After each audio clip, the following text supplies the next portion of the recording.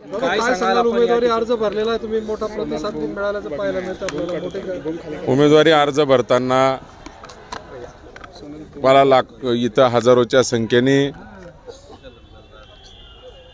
जळगाव लोकसभा मतदारसंघातून तरुणांपासून ज्येष्ठ श्रेष्ठांपासून महिलांपर्यंत मोठा वर्ग हजर होता।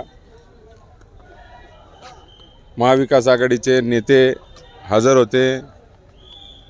एक चांगला प्रतिसाद बघायला मिळाला।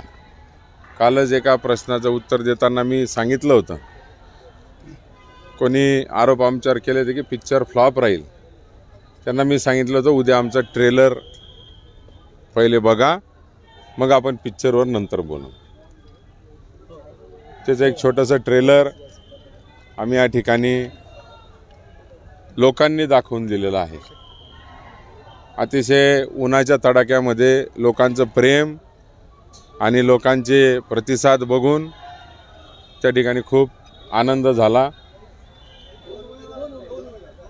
मोठ्या प्रमाणावर या ठिकाणी 3-3.5 तास आपण बघितलं असेल, ती रॅली उन्हात चालली आणि सभा झाली। खूप चांगला प्रतिसाद लोकांमधून बघायला मिळतोय। लोकांनी ही निवडणूक हातात घेतल्याचं एक चित्र आज त्या ठिकाणी बघायला मिळालं। अनेकदा जुन्या हिरोपेक्षा पदार्पण करणारा हिरोच एखाद्या एवढे सुपरहिट होऊन जातात असं अजून निवडणुकीच्या प्रक्रिया बऱ्याच आहेत। अजून 20 दिवस निवडणुकीला बाकी आहेत। प्रयत्न मागच्या 15 दिवसात जेवढे झाले त्याचे आज आपण फळं बघितलेत।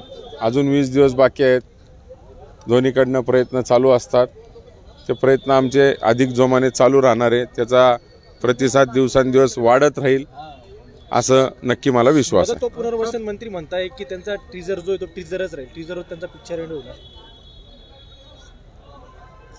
मी काही त्यांचं ऐकलं नाही, पण ते बोलले असतील। आता आजचं चित्र त्यांचा गैरसमज दूर करणारा असेल।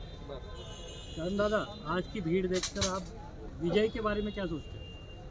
नहीं, मेरे हर